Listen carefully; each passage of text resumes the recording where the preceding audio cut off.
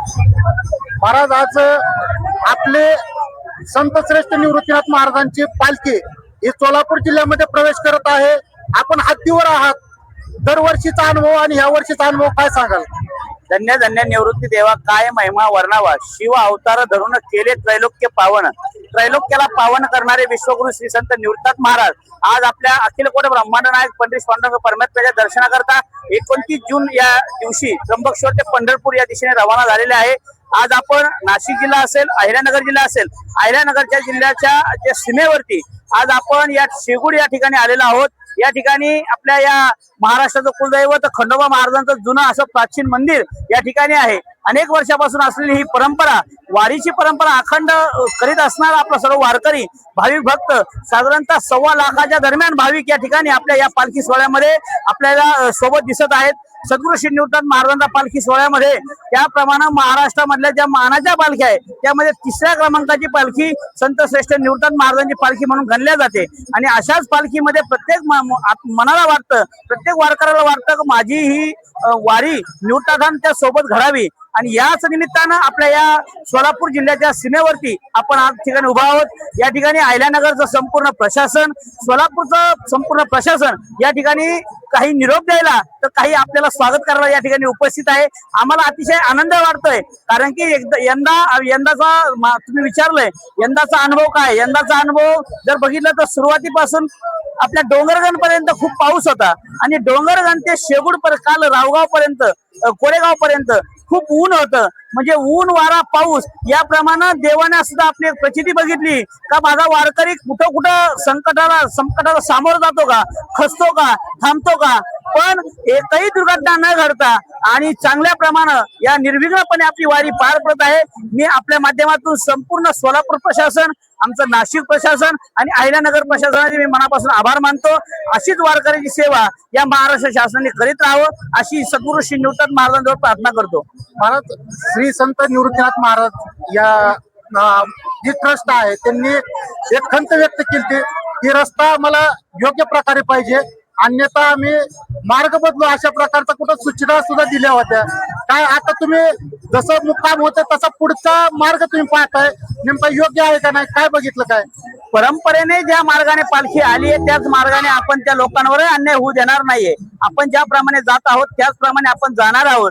पण आम्हाला थोडंसं प्रशासनाला सांगावं लागतं का या ठिकाणी रस्ता जी व्यवस्था आहे, जी दुरावस्था झालेली आहे ती व्यवस्था करण्यात यावी. तरीही संबंधित जे प्रशासन आहे त्यांनी तात्पुरत्या प्रमाणात वारकऱ्यांना त्रास होऊ नये, इजा होऊ नये, काही अडचण तयार होऊ नये या प्रमाणात त्यांनी नियोजन केलेलं आहे.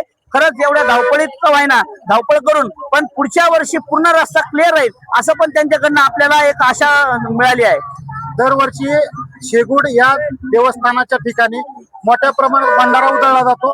या वर्षी प्रशासनाने कुठेतरी आरोग्याच्या दृष्टीने कुठेतरी काळजी घेण्याच्या संदर्भात सांगितलं, उधळू नये, आणि तो जरा कुठेतरी आनंद जरा कमी झाल्यासारखं वाटतं. अजिबात नाही, आनंद कमी झालेला आहे. प्रशासनाने सांगितलं का केमिकल युक्त जो भंडारा आहे, जो हळद आहे, ती वापरात येऊ नये. या ठिकाणी जी आपल्या अन्न प्रशासनाची जी टीम आहे ती सुद्धा या ठिकाणी चेक करण्याकरता उपलब्ध आहे.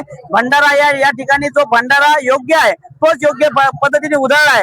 एक सांगू का, या निमित्तानं आपल्याला जो आनंद घ्यायचा आहे तो 50 किलोच्या भंडाऱ्यात तितकाच आहे आणि 5 किलोच्या भंडाऱ्यात तितकाच आहे, असा माझा वारकरी समाधानी आहे. म्हणून वारकरी सर्वात महत्त्वाचा, वारकरी व्यवस्थेला न मानणारा, फक्त आपल्या अवस्थेत जगणारा यालाच म्हणतात वारकरी.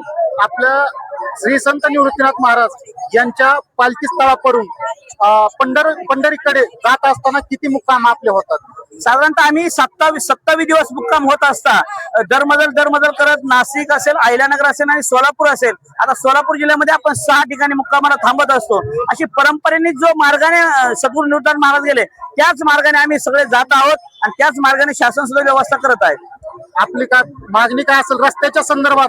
आता सूचना दिलेल्या आहेत आपण, आम्हाला रस्ता चांगला व्हावा. आपल्या प्रशासना, आपल्या या मीडियाच्या माध्यमातून मी शासनाला एक विनंती करेल का शासनाने ज्याप्रमाणे आळंदी असेल, देव असेल, निवृत्तीनाथ ज्ञानेश्वर महाराजांचा तथा तुकोबरायांचा जो पालखी मार्ग, स्वतंत्र पालखी मार्ग केला त्याचप्रमाणे सद्गुरू श्री निवृत्त महाराजांचा सुद्धा स्वतंत्र पालखी मार्ग व्हावा, गॅजेटेड पालखी मार्ग व्हावा आणि आमच्या वारकऱ्यांना सोयी सुविधा युक्त असा पालखी मार्ग शासनाच्या माध्यमातून व्हावा अशी मी आपल्या माध्यमातून शासनाला नम्र विनंती करतोय. सोलापूर जिल्ह्यामध्ये आता काही क्षणामध्ये आपण प्रवेश करणार आहात. काय भावना आहेत आणि कशा प्रकारे नियोजन, प्रशासनाचं कसं नियोजन वाटतं तुम्हाला? अतिशय आनंद वाटतोय, प्रशासन अतिशय उत्तम आहे. मी तर या रावगाव जो आहे, रावगाव तालुका करमाळा जिल्हा सोलापूर या गावचं मी मनापासून अभिनंदन करतो. गेल्या एवढ्या दिवसातली व्यवस्था आणि माझ्या वारकऱ्याची रावगावकरांनी केलेली व्यवस्था ही काहीतरी एक आगळी वेगळीच असते. म्हणून जसं काय आम्हाला जसं सासरी जाताना रस्त्यात जसं मावशीचं घर लागावं त्याचप्रमाणे रावगाव म्हणजे आमच्या वारकऱ्याच्या मावशीचं घर आहे. आणि म्हणून या सोलापूर प्रशासनाचे मी मनापासून धन्यवाद देतो. आणि पांडुरंग परमात्म्याच्या दर्शनाची ओढ आहे त्यामुळे व्यवस्थेचा विचार न करता आम्ही अवस्थेमध्ये नाम घेता वाट झाली यज्ञ पाऊला पावली. त्यामुळे ज्ञानोबा तुकोबरायाच्या गजरात विश्वगुरु निवृत्त महाराजांच्या गजरेमध्ये आपण या सोलापूर जिल्ह्यामध्ये आपण पदार्पण करत आहोत. महाराज, एक शेवटचा प्रश्न, सोलापूर जिल्ह्यावर वरुण राजा कुठेतरी नाराज झालेला दिसतोय. या ठिकाणी आणखी सुद्धा वरुण राजाचं आगमन झालेलं नाही.